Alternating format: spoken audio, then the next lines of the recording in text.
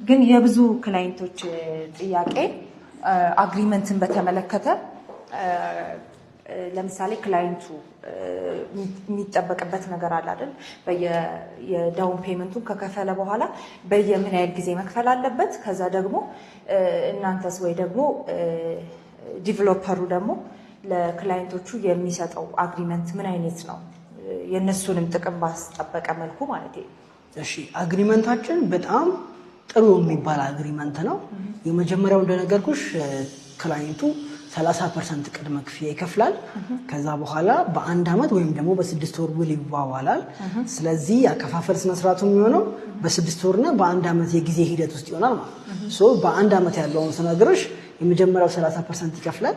ቀጣይ በሶስት ወር በከፈለ በሶስተኛ ወር 20% ይከፍላል። ቀጥሎ በስድስተኛ ወር 30% ይከፍላል። ቀጥሎ በዘጠነኛ ወር 30% ይከፍላል። ቀጥሎ በ12ኛ ወር 10% ይከፍልና ያጠናቅቃል ማለት ነው። የዛ ጊዜ ቤቱን ከነ ካርታው ከነ ቁልፉ ይረከባል ማለት ነው።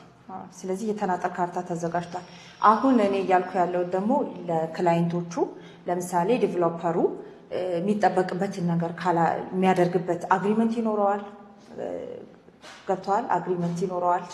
በዚህ ያክል ጊዜ አጠናቅቄ አስረክባለሁ የሚል ማለት ነው። እሺ አግሪመንታችን ላይ ምን ይቀመጣል መሰለሽ? የአንድ አመት ውል እናስራለን።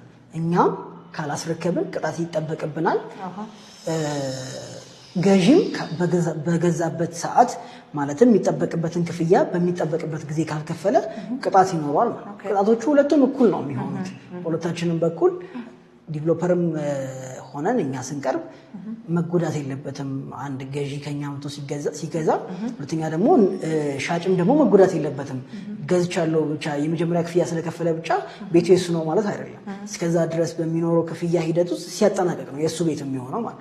ስለዚህ ሁለታችንም ቅጣት ይቀመጣል ማለት ነው። ደግሞ ሻጭ እንደመሆናችን መጠን ግዴታዎች አሉብን። ገዢ እንደመሆኑ መጠን ግዴታዎች ይኖሩበታል ማለት ነው።